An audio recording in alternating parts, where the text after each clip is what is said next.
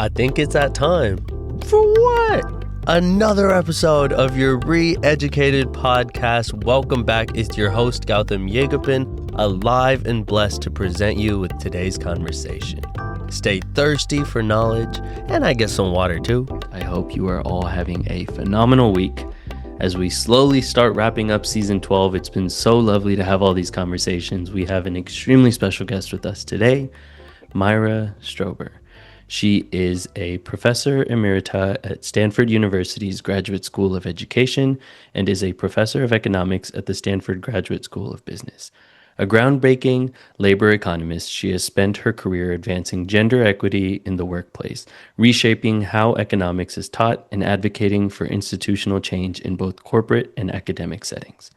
Through her research, teaching, leadership, and consulting, she has helped illuminate the intersection of work, family, and gender, pushing for inclusive structures that reorganize caregiving and challenge occupational segregation. How are you doing today?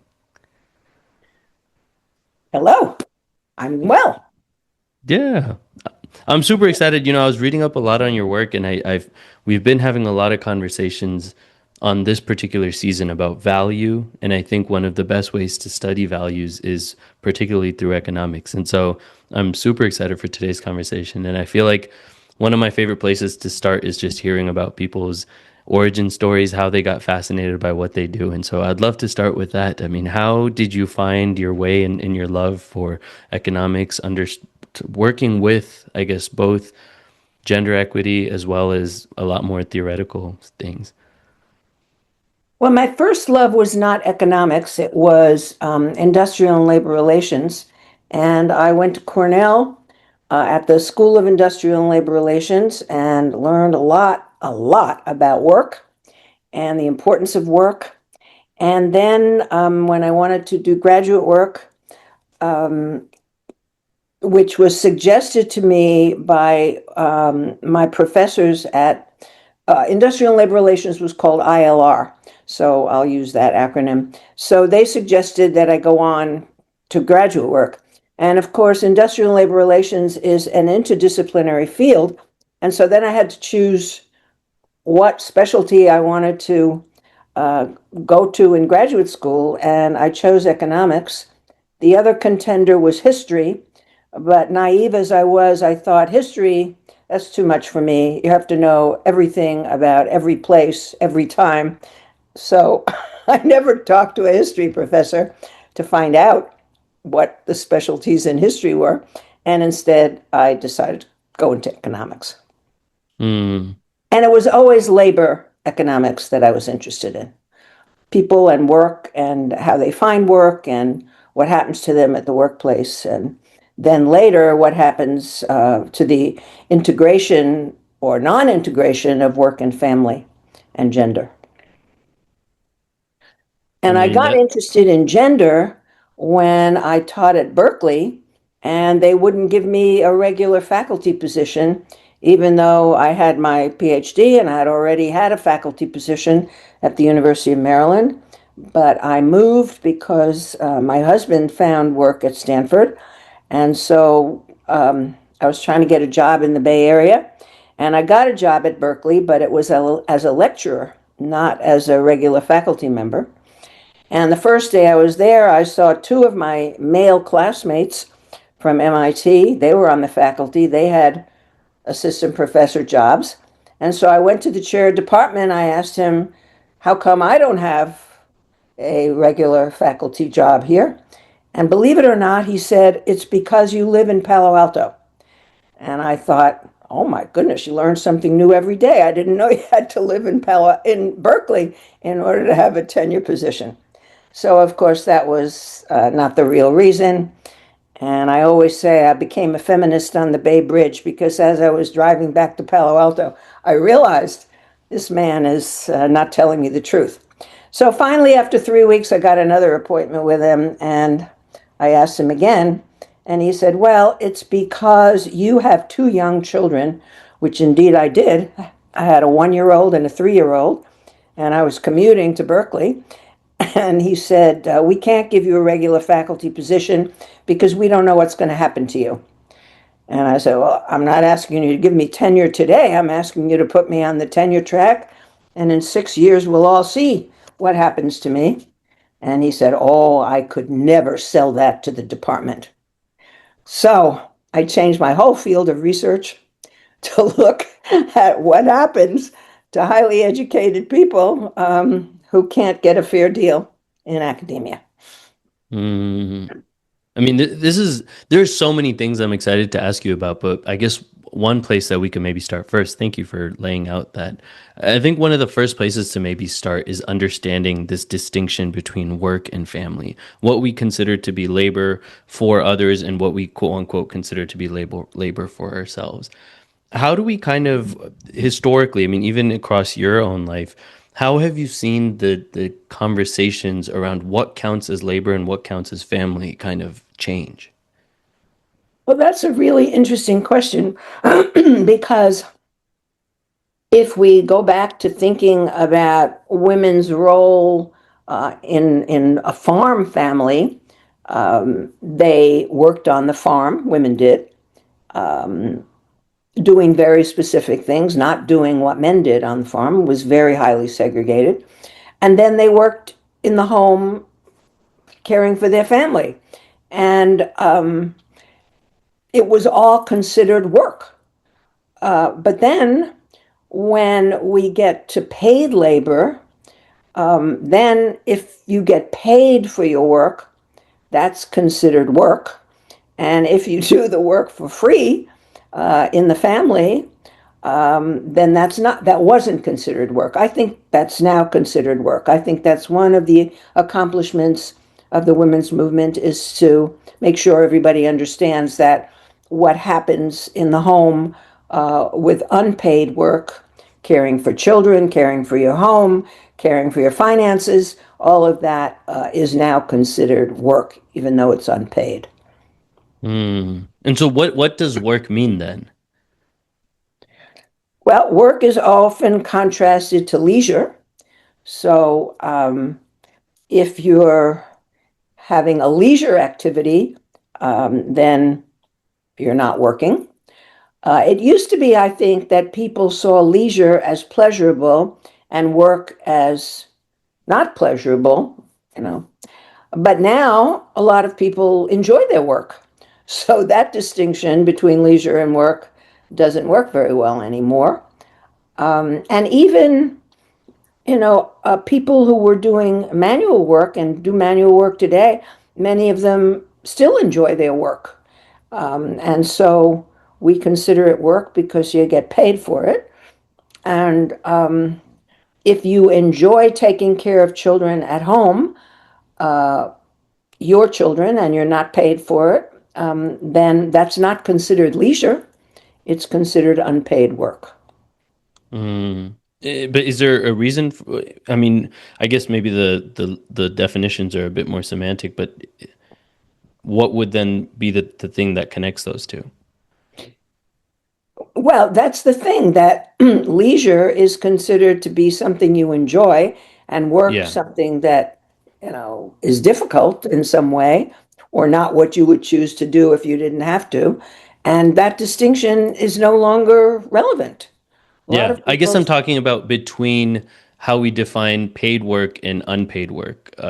There's still something that combines those two that seems to not be pleasure or unpleasurable or the desire to do so or not. Then what would be the conjoining factor between for work? well, I think leisure is considered something that you can do or not do at your pleasure. You want to take a walk in the sunshine, go do it. You don't want to take a walk, good, stay home, do something else. But work is generally something that you must do.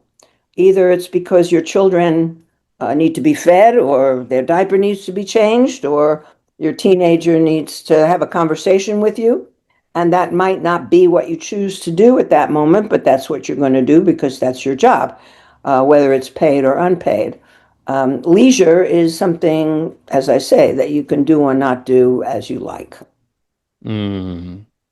I guess that is, yeah, that's really interesting. And a lot of people's hobbies, for example, which would once be slotted under leisure for some people, eventually start moving over to work. And then I guess that's where, if you get paid for it, it becomes work. I mean, I just think it's so clearly the lines aren't so very clearly drawn. But I think the reason it matters is because when we then start talking about the kind of unseen labor that happens just to have an entire society functioning, oftentimes there can be a lot of division of power that comes from those who are considered to be doing quote unquote important work versus those who aren't.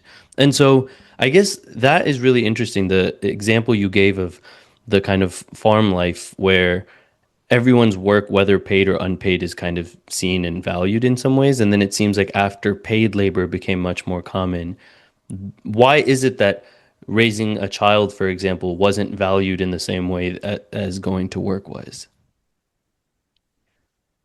I think that's a really interesting question. In families, farm families, urban families, if a mother passed away for some reason, then her labor was well recognized, and everybody in the family recognized that that labor had to be done, and someone was going to have to do that labor.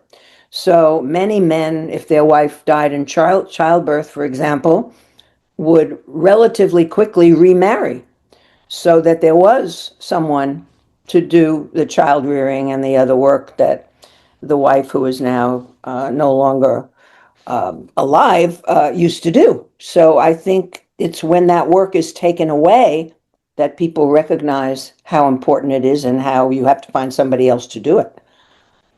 Yeah. Yeah, I mean, 100%. And so would you say, I guess when we connect this back to economics and when we think about what traditional economics is, how would you say when we approach economics through a feminist lens, how does that differ? Well, feminist economics and approaching economics through a feminist lens goes way beyond thinking about unpaid work and including family as part of your analysis. Because if you think about economics as Adam Smith thought about it, he thought about economics as the study of provisioning. How did we provision for people? Food, shelter, and economics got away from that. So economics today is not about provisioning. It's about income, because income is seen as the measure of well-being. And we know from every survey that's done that income is only partially related. I mean, well-being is only partially a function of income. That well-being considers many more things than income. And yet, if you want to know how, one country compares to another country in terms of well-being, the usual measure is income per capita. Although more recently, we have happiness studies, and we see that a lot of places have higher scores on happiness, even though their income isn't as high as some other places. So, not only feminist economics, but other disciplines in the social sciences are making a dent in what we consider well-being. But economics emphasizes scarcity, selfishness, and competition. So everybody is considered to be selfish. Everybody in the economic world is competing with everybody else, and they're competing because of scarcity. There's not enough of whatever it is people want, and people's wants are unlimited. And so we have a kind of dog eat dog situation. And so economics looks at competition, and it ignores cooperation, which often occurs even in the business world. It ignores altruism, and it ignores any abundance that you might feel because you're supposed to feel scarcity and you're supposed to feel competition with others. And so feminist economics is saying, wait a minute, you're only looking at a part of human behavior and you're not considering the other motivations that are important. And I would say feminist economics also takes this into the classroom and the teaching style. So, the teaching style is to talk a lot. And sometimes professors even grade students on how much they participate in class. And, communication is talking, but it's also listening. So there's no emphasis in the classroom in economics or basically anywhere else in higher education on listening. And I did a really interesting experiment in one of my seminars, and I learned about this from my fiction writing class. I was taking a fiction writing class, and the style was that if you had a short story, you would send it out to all the people in the class. And then in the class itself, your job as the writer was to be completely silent, not say a word, and spend your time taking notes and listening to what everybody else had to say about your story. So I tried this in my graduate seminar. Somebody was presenting their thesis proposal. And usually in graduate seminars, if somebody doesn't like your thesis proposal, then what you do in the seminar is argue with them. And you tell them how good your proposal is and how wrong they are about their criticisms. And you don't really listen to the criticisms. So I said, none of that. Let's just make the graduate student whose thesis proposal is being reviewed, let's just have them be completely silent. And it was wonderful. Everybody, so I did this several times, everybody said, we learned so much. And we weren't in there defending our work, fighting with other people. We were just listening to what they had to say. And at the end, the person whose work is being reviewed says, thank you all so much for taking the time to give me criticisms on my proposal. And I will go home now and see what I can do about your criticisms. So it's a whole different way of being in the world and certainly of being in the classroom. Yeah. And so a lot of what I'm hearing you say is how economics seems to try to model human behavior based on these basic assumptions of how it views us to be at our core, at what human nature is. And so are you saying that kind of this view where it seems that they approximate human behavior to be very selfish and to be competitive and scarcity minded is actually missing so many parts of behavior that don't align with that necessarily? Absolutely. Mm, And, anybody who's been successful in business knows that both competition and cooperation are important. So you may need to compete with the other people who have similar businesses or whoever is in competition with your product or service. But you also have to cooperate. You have to cooperate with your workers. You have to cooperate with your customers. If you're just competitive all the time, you're not going to be successful. yeah.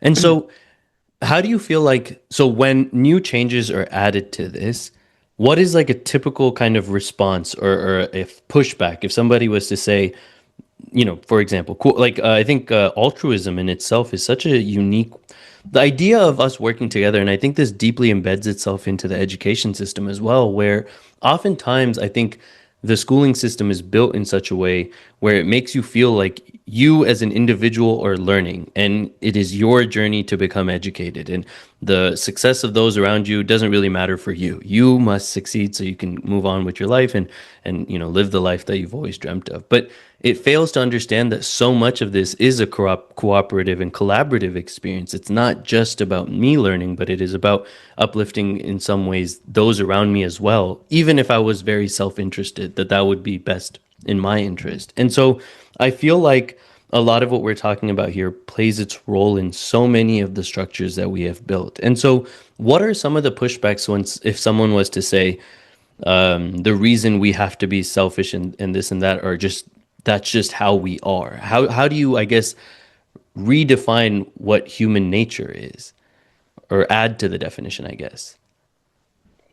Well, I think the best example of pushback that I ever saw was actually at an economics meeting, and it was a national meeting, and it was a seminar on, it was where people presented their work, and the topic was feminist economics. And one of the very prominent economists, whom I will not name, afterwards said, I think it was in the discussion, said, this is all very interesting, but what am I supposed to do when I go back to my study next week and have my work to do? So, this is an example, I think, a beautiful example of the way the world works. People are getting fame and income and satisfaction from the work that they're doing. And now I come along and I tell them, this is not enough. You're missing all these other attributes. And they say, well, I've been successful. I'm going back to my study next week and I'm going to do the same thing I did before because I was successful at it. So making a revolution in, a well-entrenched, well-paid discipline like economics is extremely difficult. The people who are successful, most of them, want to keep doing what they're doing. And of course, feminist economics is not the only critique of economics. Marx came long before we did, and very few people even teach anything about Marx in their introductory class. Most students who finish an introductory class in economics, if they haven't heard of Karl Marx before, aren't any the wiser when we finish. And certainly there are big problems with Marxist theory, but there are also aspects of it that thoughtful people might want to think about. So all these things are entrenched and they're very difficult to change. Yeah. And it's just fascinating. I mean, we recently read this book, Abundance, which I Mm-hmm. also thought was really interesting because I think when it comes to talking about human nature, I think the pushback that you mentioned is a really interesting one because it often feels like what somebody assumes is human nature has to be true, and and it feels like there is this assumption that I alone am experiencing the reality of what it means to be human. Therefore, my conceptions of it must be true.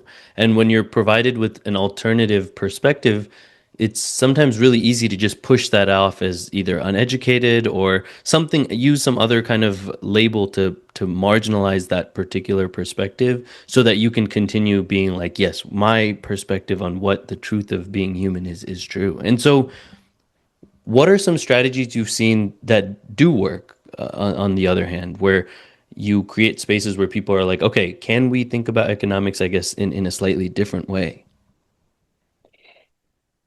So when I started teaching about women and work, I started at Berkeley after the experience I told you about with my department chair. And I eventually got an offer as an assistant professor. But before that, I started a class on women and work. And it was a small seminar. The students really liked it. And when I moved to Stanford, I continued to teach it. And over the years, it got more and more popular. Um, and so I was teaching a class on women in work. And then, a few men would take the class every year. But one year, a young man took the class and he came up to me and he said, "You're calling this class Women in Work, but actually the class is about work and family. And if you would agree to change the title of the class, I personally will help you recruit men for next year." Mm. And I thought, what a wonderful idea. Good. So I changed the title to Work and Family, and he recruited men. And when I stopped teaching the course years later, 40% of the students in the class were men. And the class was so much better. The conversations were so much better. And a lot of the men learned about different behaviors, not from me so much as from the other women in the class. And I'll give you an example. I had one man who had been a manager and was very proud of the fact that he called himself pro women.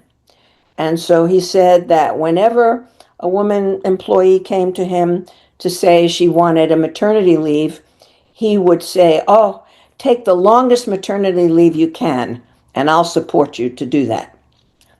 And one of the women in the class raised her hand and she said, "Well, I'm glad I don't work for you because I would like to have the shortest maternity leave possible and get back to work as soon as I can." And in the course evaluation, this man wrote saying how important that conversation was to him, that he would never do that again, assume that every woman who takes maternity leave wants the longest leave possible. And so, I think you need to set up classrooms where students can learn from one another as well as from a professor. Mm. I have a tangential question because I've always been curious about this, just understanding it cross culturally, especially when it comes to things like maternity leave. Have you studied the difference between when maternity leave is provided by the employer versus when it's provided by the government? Like which ones cause, yeah. I have not. I Mm. have not. But there was a study done not long ago, published in an economics journal, looking at men and women who take parental leave, economists who take parental leave, and looking at how many articles they published before parental leave, during parental leave, and after. And one of the things they found was that many of the men really weren't taking parental leave. They were paid for parental leave, but they were using the time to write more articles. So, you you can lead a horse to water, but depending on what's happening in their own families, the men may not use the time to help take care of children. And if it's a very competitive environment, their wives may support them to write more articles rather than help take care of children because maybe that's in everybody's interest. Mm. So this is a very complicated issue. Yeah. I mean, We're I not think, going to we're not going to send people to your home to make sure you're taking care of your children.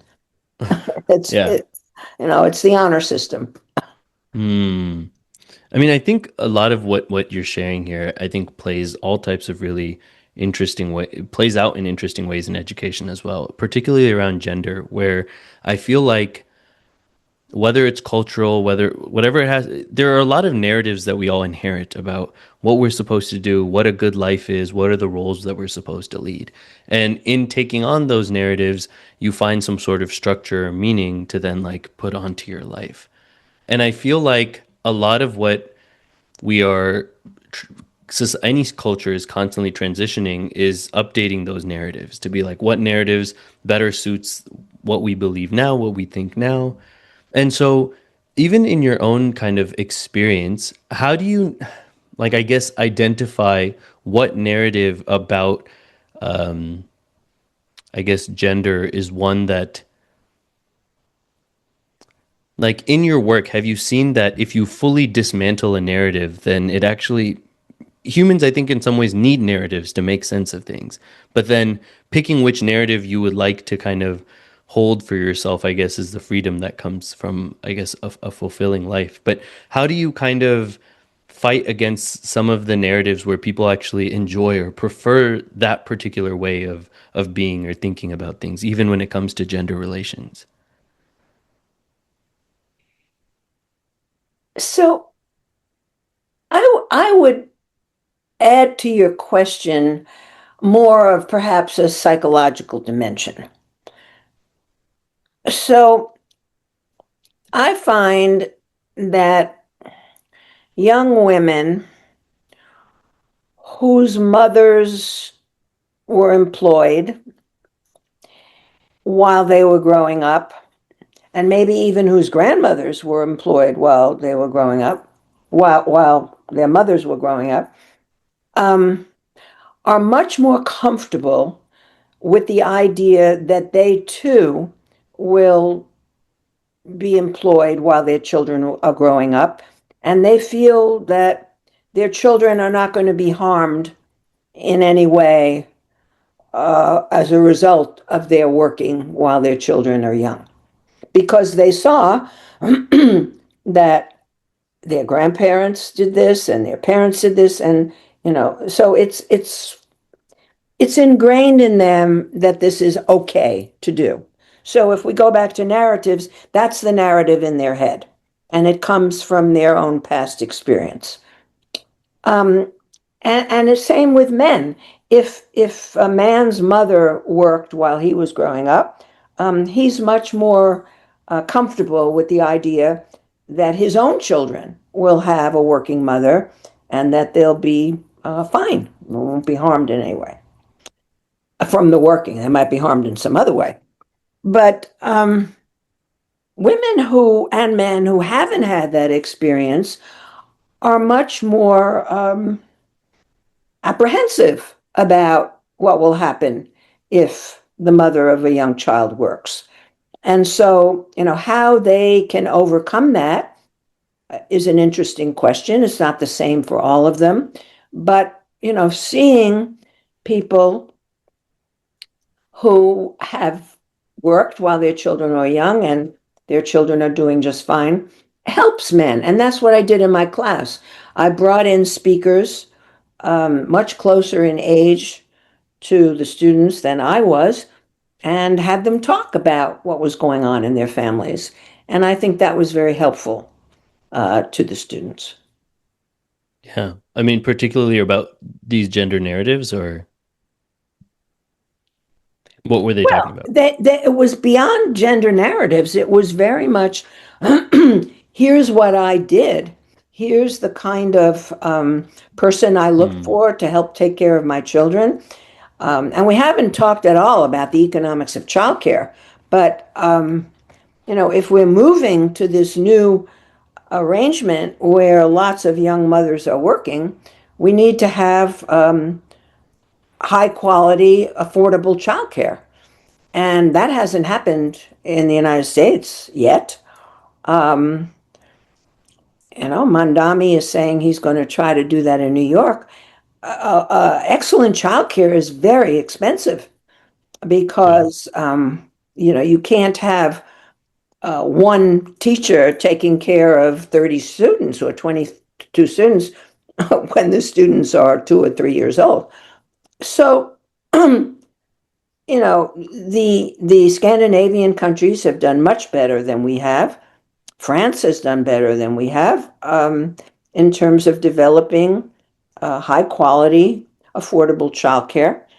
And I think that helps change the gender narratives about work and family. And so, slowly we're going to be moving in that direction. But it is interesting to me that even in those countries that have excellent affordable childcare, the birth rate is still going down.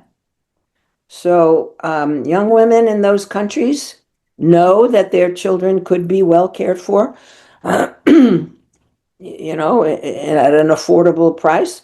Um, and they're reducing or not having any children anyway.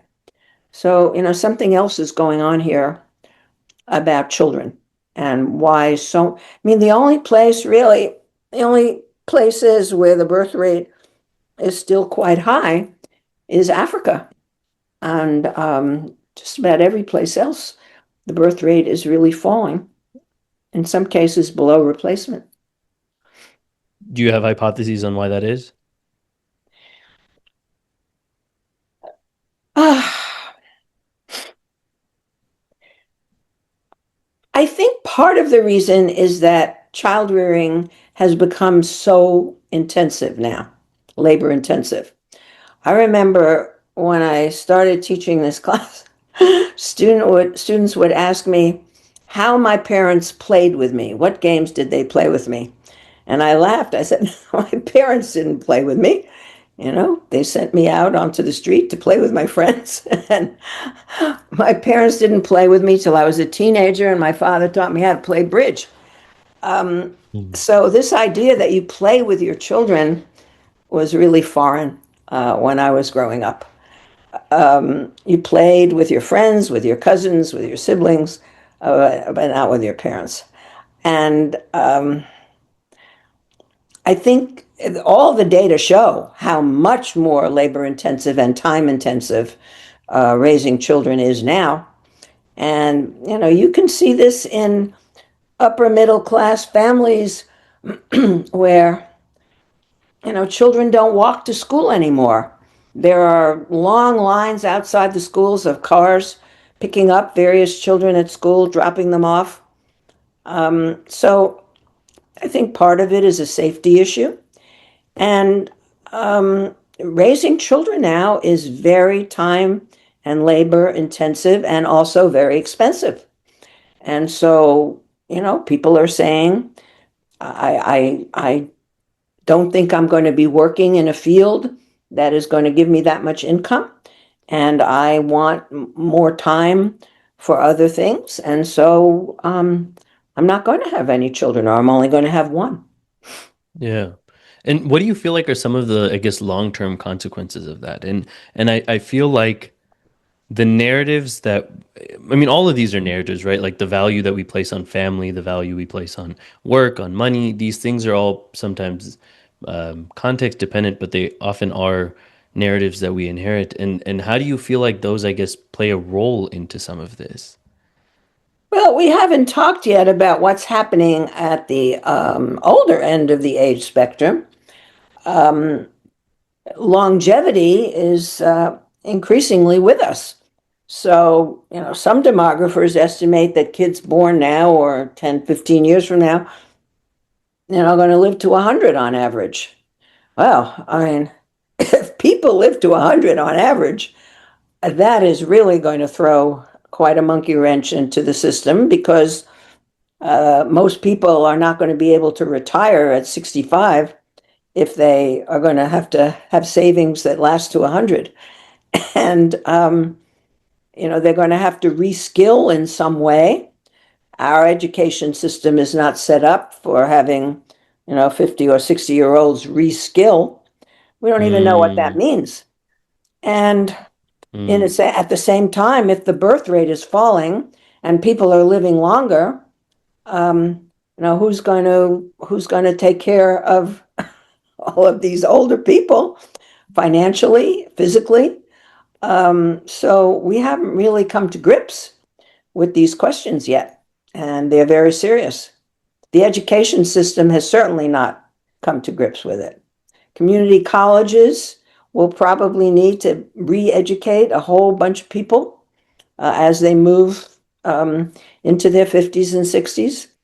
Um, and then, of course, we don't know what's going to happen with AI. Are we going to have robots to take care of older people? Maybe in part. So there are a lot of interesting questions to be asking right now about what's going to happen in the future. yeah. And you talked earlier about some metrics being used to kind of measure the happiness of a given country, and we obviously have the GDP to measure, I guess, to some extent, the strength of an economy. How do you feel like some of this unpaid labor could also be added to those metrics as well? Like, can there be a metric that also accounts for unpaid labor so you have more, I guess you're able to also incorporate those aspects? So that is a really interesting question because it's not clear to me that more unpaid labor leads to greater satisfaction or greater happiness. So take this issue of the intensity of parenting now. I don't know that intensively playing with your children when they're young leads to happier people, happier adults than, the setup that I grew up with where you played with your friends. I don't know the answer to that. And I don't know if psychologists know the answer because it's very hard to measure happiness, across generations. And, people also don't remember so well, whether they were really happy as teenagers or what. And so many things else have changed between teenagers today and teenagers when I was younger, particularly the internet and things like Twitter and so on. So it's really hard. I wouldn't say that more unpaid labor leads to more happiness. Yeah. But I guess what I'm asking is, I feel like, for example, what's coming to my mind is, let's say a country really makes a lot of their decisions based on the GDP, for like whether a decision will increase it or. I feel like if that doesn't take into account the teaching, the subtle teaching that happens at home, for example, then those types of decisions will not be valued at all, because the metrics that you're using to make your decisions don't take into account things like having meaningful conversations at home about, emotions or what's going on in your day. But if you were able to also incorporate those things, wouldn't you just have like a, I guess, more rich metric of what I guess a thriving society looked like? So I'm thinking somebody's listening to this podcast and they're interested in finding a new research project. How, how would you measure um, the value of unpaid labor? Um, you could do it by going to people's homes and watching what goes on and making some value judgment about what goes on.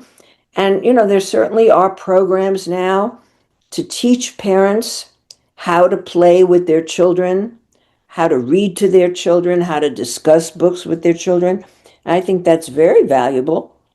But to then go in and evaluate, is this parent doing a better job than that parent? It would be very hard, and it would anyway need personal evaluation. You couldn't have a quantitative study that asked people to fill out a questionnaire about, how they play with their children.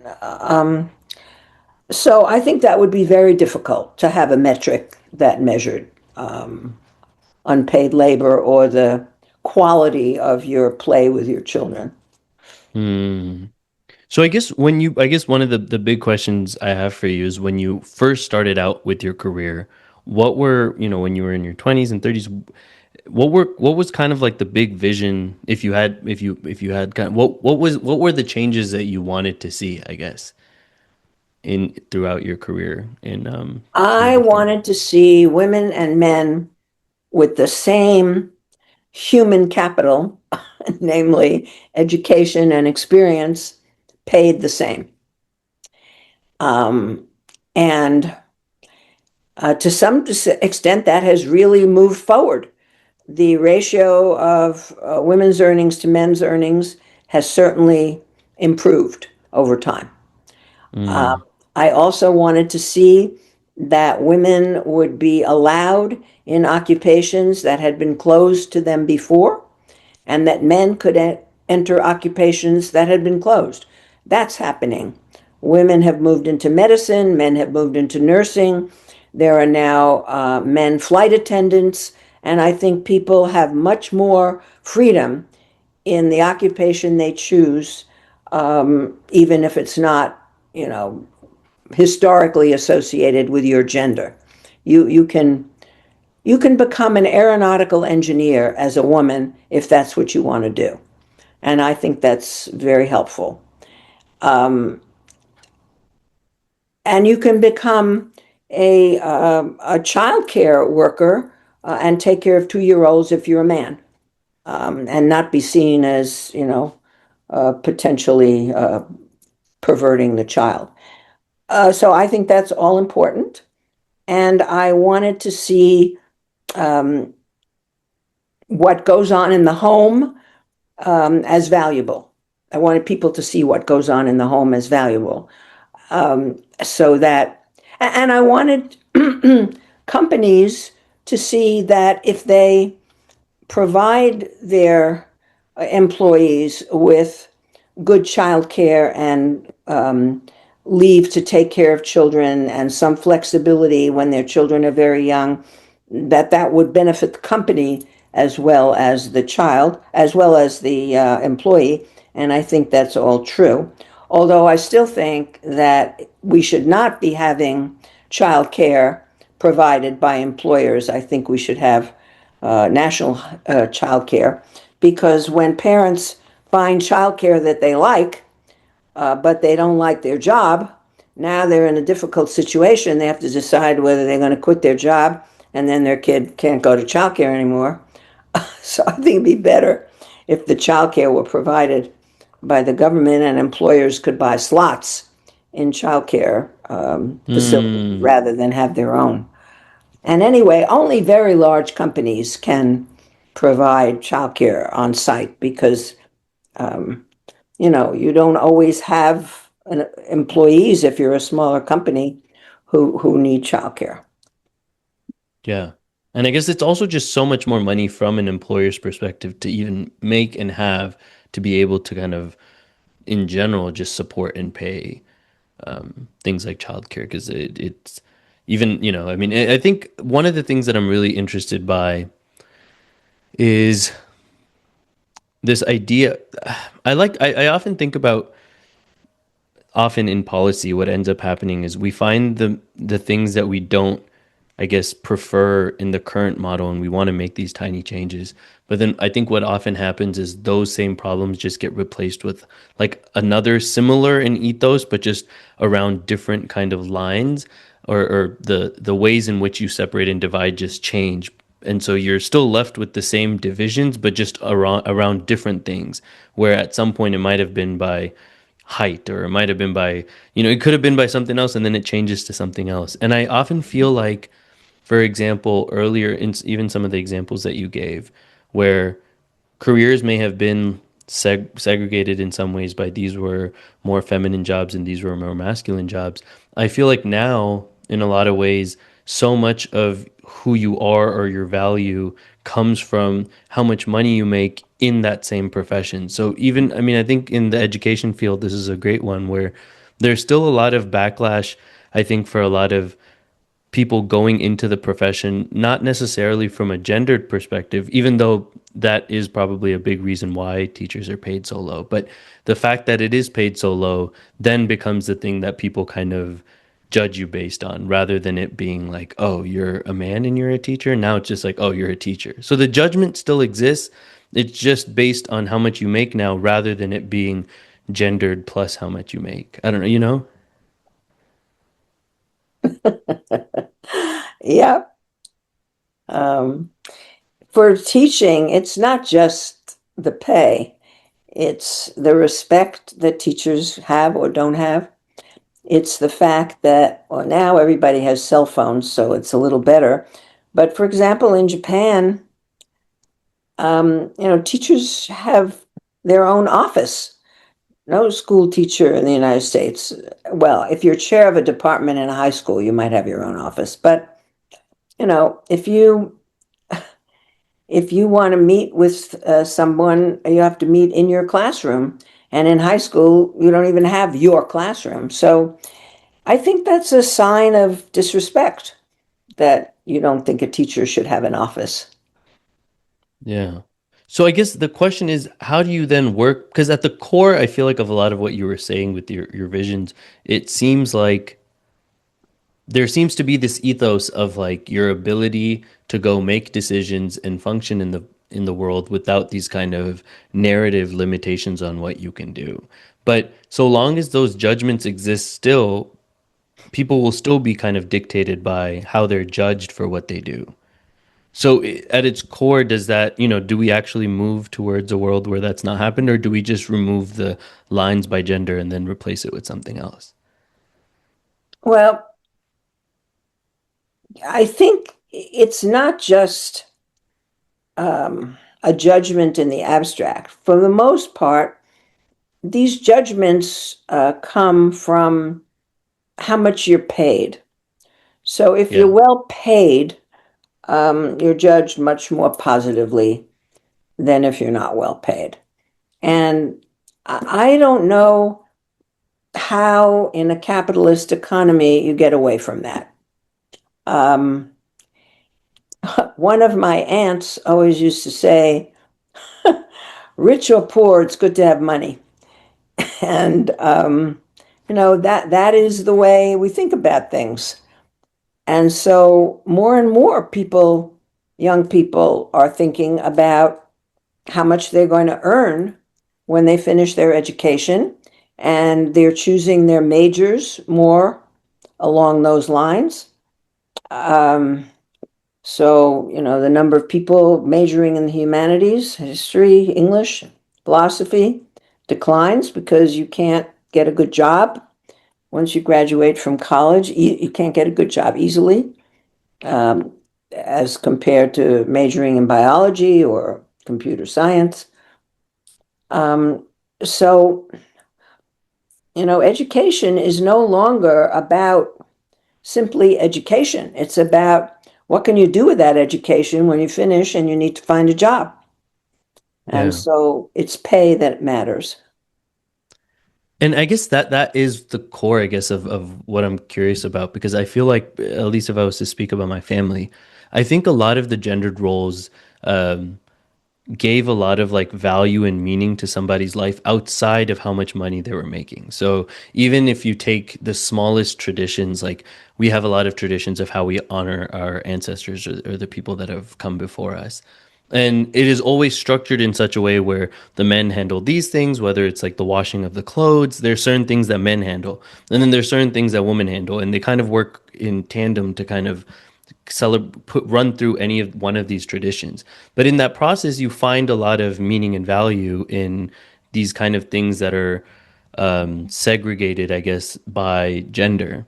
But as you start removing those kind of traditional roles in every aspect of life, all that remains is just money, I think sometimes, where there's no reason why you would be given a particular task. Maybe you would have a different way of assigning roles. Um, and I don't know how that would be, but it seems like in a lot of ways, as you slowly remove these identities, you're assigned no role and you get to pick whatever role you want. But there's a lot that gets lost in that process as well, I think. And what replaces all of that is just this kind of loyalty to money. No, I don't think so. I don't think so. I think many men now have tremendous satisfaction from taking on roles that only women could have before, like nursing.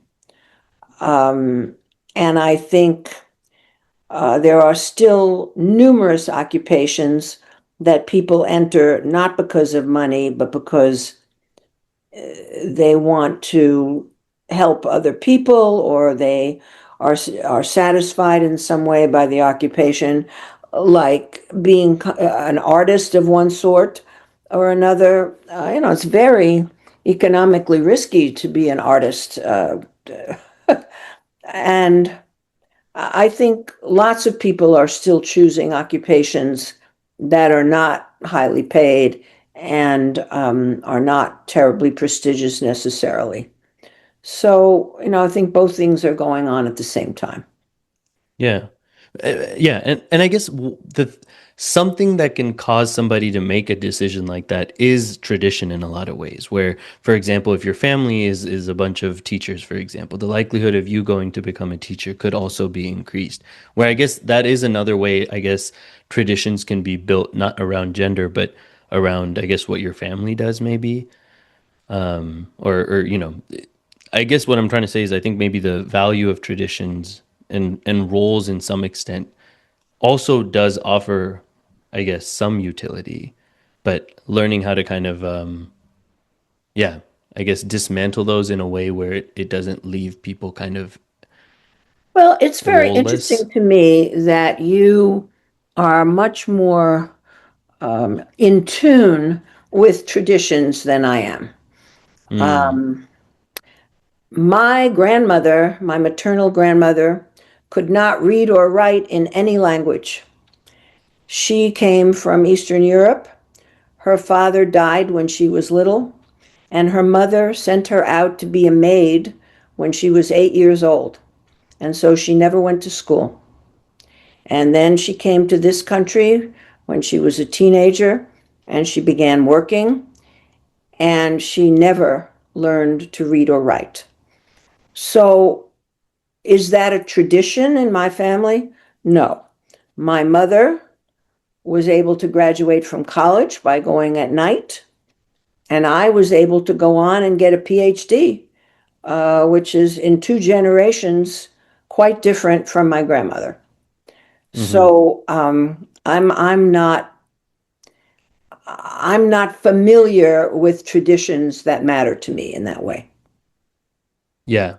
And I think when we look across different cultures, in from what I've experienced and seen, I feel like that seems to be more true in a lot of ways in American culture, I would say, where but that loss of tradition and roles in some ways, I think also comes with certain consequences that we often don't also talk about. And I think it's kind of there's just this positive connotation that comes with like the loss of tradition, but it's just I think that's why I'm always really fascinated to see like how do we balance both sides of the conversation where there is value to come, but then there's also limitations and restrictions that also arise, which is the unfair part.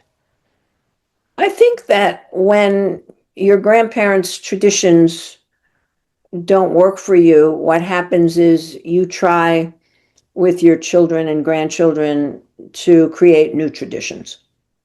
Hmm. Because I agree with you, I think traditions are important, but I think they can be redeveloped.